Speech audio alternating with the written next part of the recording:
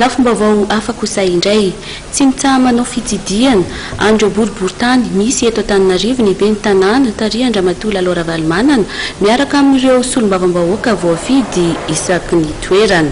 Androany dia boriboritany faefatra no nanana taterahana izy ireo fitsidiana nijerena ireo zava-bity izay tafiditra indrindra ao anatin'ny tetikasa CLD. Isy araka izany ny fanatanterahana fanadiovana faobe ao anatin'ity boriboritany ity. Velo Sislay.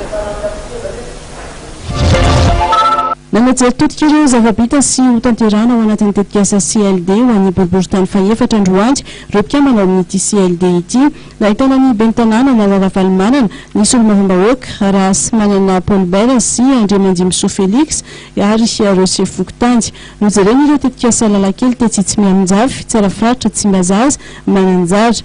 Nivoatra koa nadritra ny fitsidiana fa izay takatry ny vola aloha no natao fa manaraka ny hafa nahitana fako mivangongo entin'ny rika koa tetsy anelanelana Ambohipoto sy tsara faritra izay nampisasaka ny boriboritany faefatra sy faharoa nanapa-kevitra ny ben'ny tanàna fa tsy maintsy ho diovina atao asa tana maro manomboka amin'ny herinandro ambony ka hifanolotanana amin'izany ny komina, ny Samiva, ny vahoaka, ny Fokotandy ary ireo teknisiana avy amin'ny CUA.